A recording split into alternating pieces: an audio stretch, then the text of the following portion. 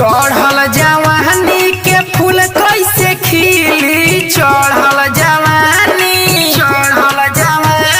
हो चढ़ल जवानी के फूल कैसे खिली।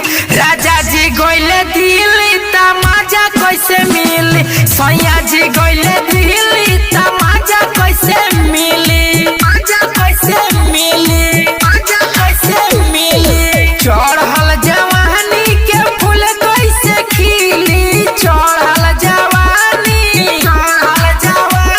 हो चढ़ल जवानी के फूल कैसे खिली। राजा जी गइले दिल्ली तमाजा कैसे मिली, सैया जी गइले दिल्ली तमाजा कैसे मिली, आजा कैसे मिली, आजा आजा आजा कैसे मिली, आजा कैसे मिली, आजा आजा आजा कैसे मिली,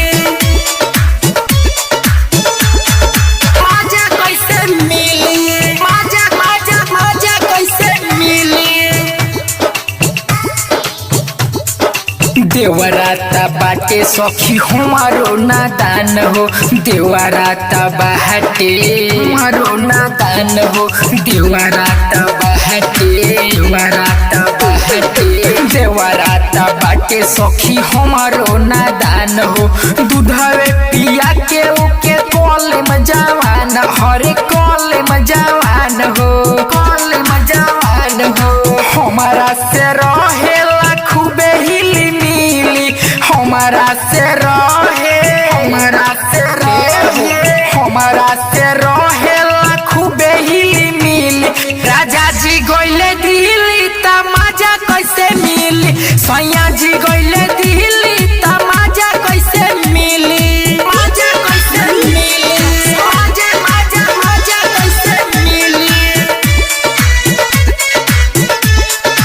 आजा कैसे मिली, आजा आजा आजा कैसे मिली।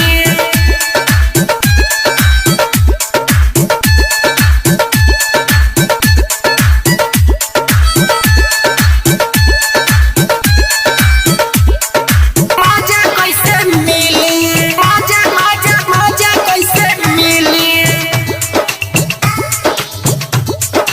हमर जवानी सखी भइल बा मैदा, हमर जवानी भइल बा मैदा, हमर जवानी सखी भइल बा मैदा। दे दे हम देवरे उठा ली फायदा, उठा ली फायदा।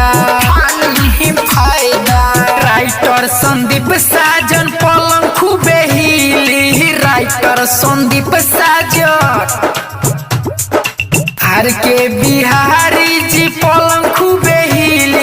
राजा जी गइले दिल्ली तमाजा कैसे मिली, सैया जी गइले दिल्ली तमाजा कैसे मिली।